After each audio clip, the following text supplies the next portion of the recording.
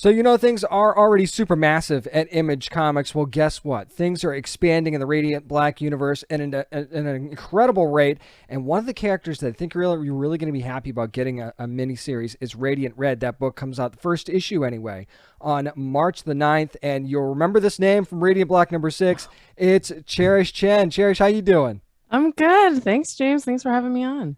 So it feels like this story's been a long time coming, Cherish. I mean, ever since, like I said, Radiant Black number 6. So did this plan for the miniseries come about back then? And talk about working with Kyle and kind of crafting everything, getting things ready for the story. Yeah, so it's actually pretty interesting. It kind of like it felt very fluid actually in terms of like how this all progressed. Um, he asked me to come on to issue 6 of Radiant Black with him, and he had this kind of structure and plan for like, the five, there are these 6 issue arcs, but the sixth set of those arcs is going to be an origin story of one of the Radiants. So there were some things in place that Kyle had set up for Satomi. And it was really just like a very collaborative experience, kind of fleshing that out, just making some decisions based off of those foundational things. And then, we wrote issue 6 very early on, actually. It was like, I think it was before the series had even started, because I think it came out March and we were writing it in December and January around there. Oh, wow. And from there, it kind of came out, and then we're like, is there more meat on this story bone, like, and so it kind of was like, well, I think there is more to tell, especially since Radiant Black, Kyle really wants to focus on primarily Marshall and Nathan. And so he was just like, pitch me something for a mini series, and I was like, okay, I've got some ideas. So we kind of just kept talking and fleshing it out, and sorry about that.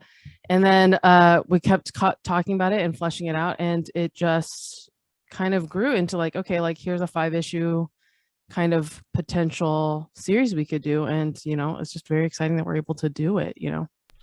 Speaking of exciting, I mean, how excited were you to find out that you got David on the art and company, everybody drawing this book, and talk about what they bring to the story as well? Because I mean, that's instant credibility right there, as far as I'm concerned. It is.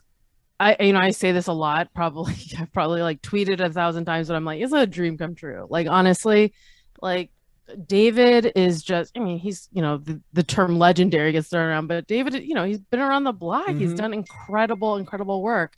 And so he is just, it was surreal, honestly. It was like we would write, the script for 6, and then you would get these pages back. And it was like, the storytelling here is on another level, like I really like the dialogue and everything we wrote, but David is, when you get a really incredible sequential artist like David, the story just, you can follow it without any words. It's like kind of what they say about, film, when really good staging and, cinematography is there, like a director tells the story without words.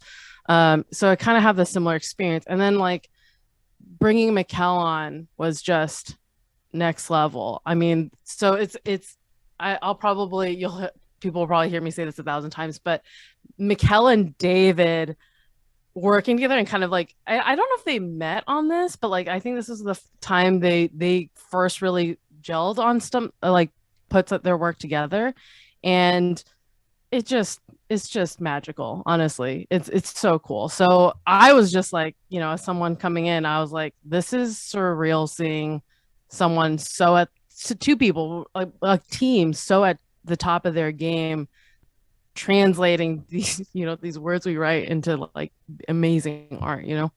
No doubt about that. Now, there's actually still a lot we don't know about Satomi heading into this first issue. Would you say her life outside of the suit is kind of just as complicated as Radiant Red's life is?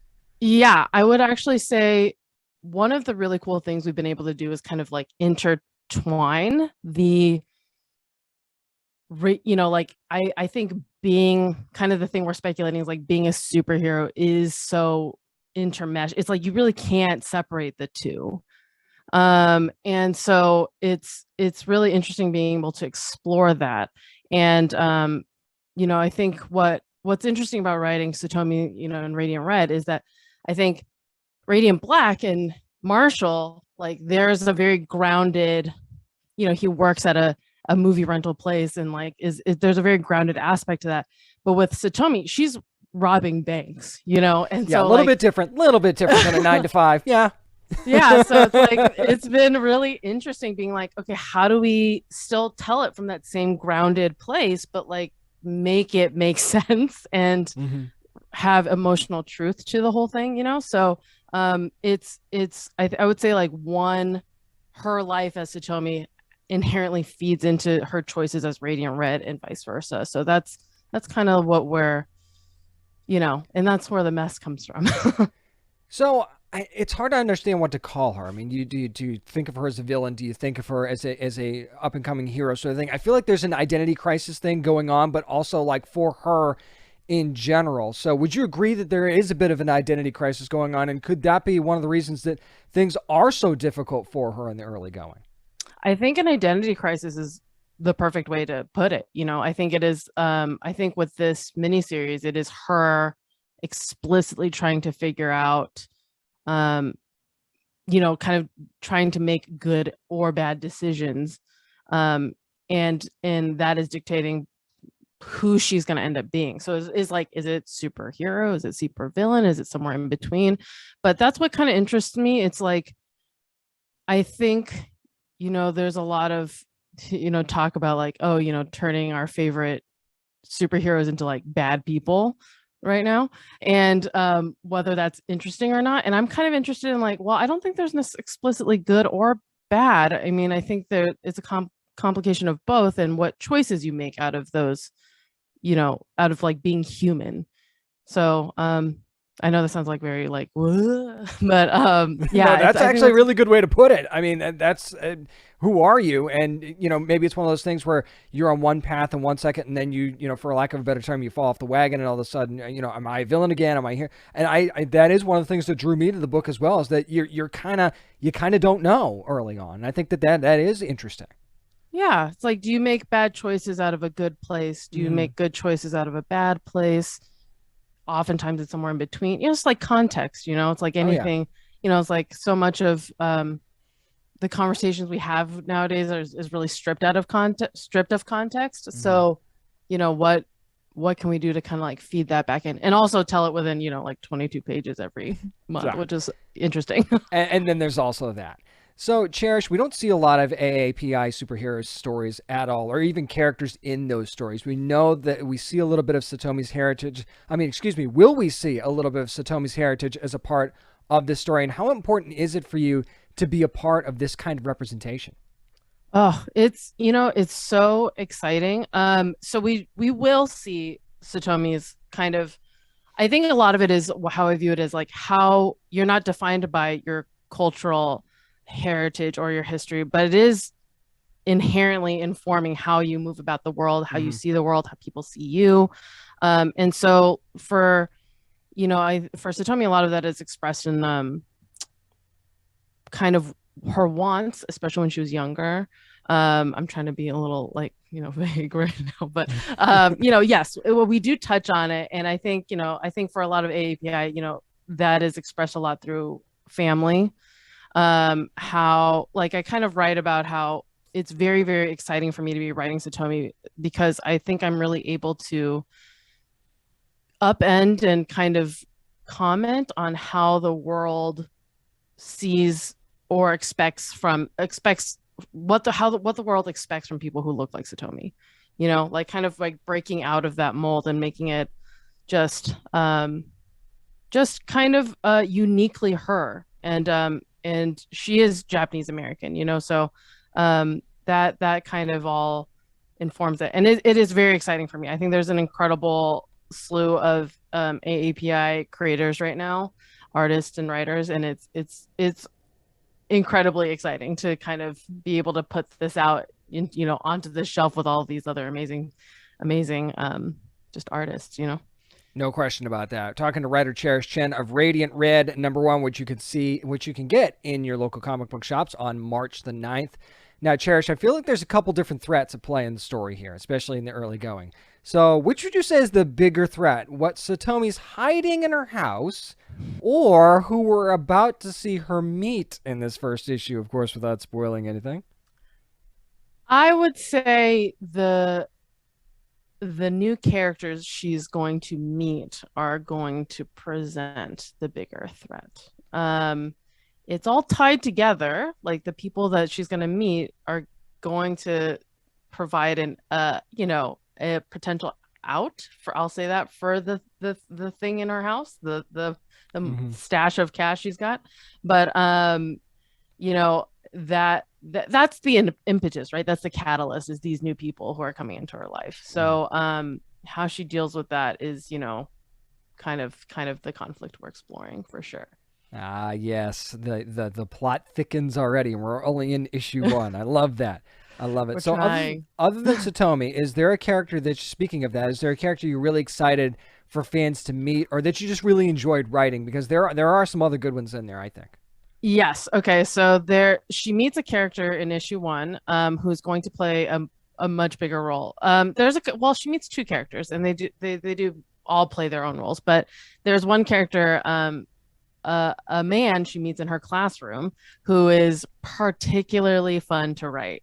Um, I don't know why. It's like, I don't know how to describe it besides it's like writing butter. Like it's I just so love that. fun.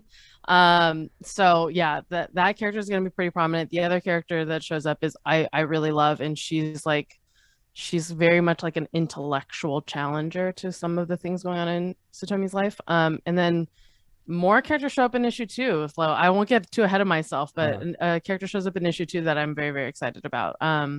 Kind of like a big bad, you know? I'm so glad you started with that first one because that's exactly who I was thinking about when I wrote that question. So yeah, Oh, I'm yeah, see, glad. there we go. Yeah, okay, I'm glad. It's already jiving. It's already happening.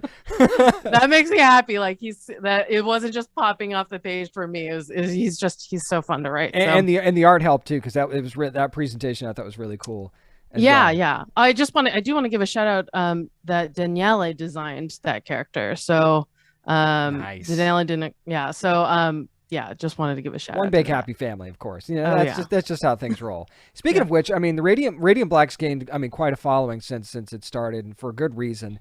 So, what's it been like seeing all of the support from those fans for this miniseries, and does it really feel like the start of something bigger for everybody? It really does. And I gotta say, I think I'm in a unique situation because, Radiant Black 6 was my first big comics credit. And Radiant Red will be my first solo writing credit on in any comic. So I feel like I'm getting a very special and unusual introduction to the comics world, which is very, very cool. The community is just something else. It's very, very cool to see how dedicated and how there's like we have this Discord where some of the community members are just so diligent about like supporting each other and supporting the book and like talking about the theories, which is really fun.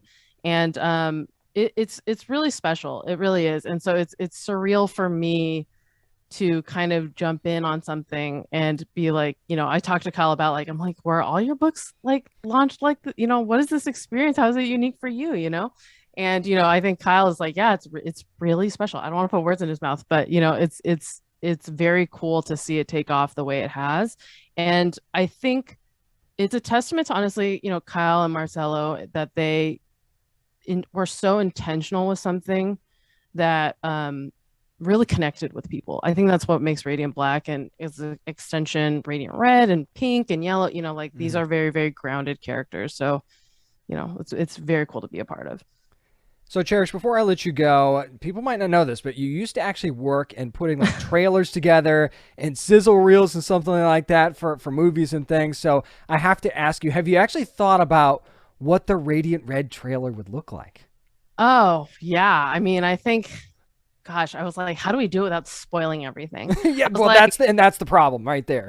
I know, it's interesting with comics, because they come out monthly. So it's like, you really have to be, the timeline of like revealing information is so intentional that I'm learning. It's really funny and how like you talk around things. Hmm. Um, but yeah, I did used to work in trailers. So like, I think you inherently try and think of like, oh, this panel would be like so exciting to tease Hmm. on, and like, the character you and I both think pops off the page Uh-huh. in issue one, you would really want to hint that at, and like play with that.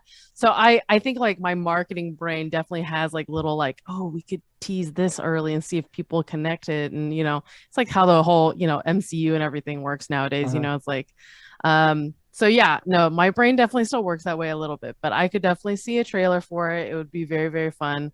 I don't know if we'll get one out before the 9th, but I'm imagining it.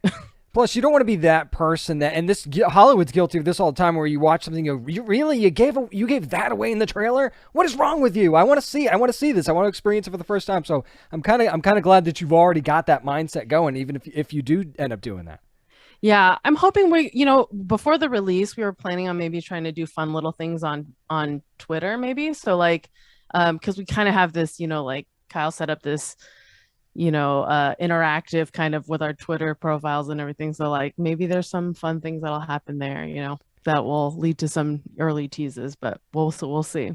Well, you guys have already done a great job on social media teasing stuff, and the art team as well. It's been fantastic. Make sure that, I mean, you probably didn't get a chance to pre-order it, a little too late for that, but make sure you're getting issue 1 of Radiant Red at your local comic book shops on March 9th. Digital retailers also available there as well. Also, make sure you get more information at imagecomics.com. And this world is about to just blow up, let me tell you, and this one's going to be a big part of it.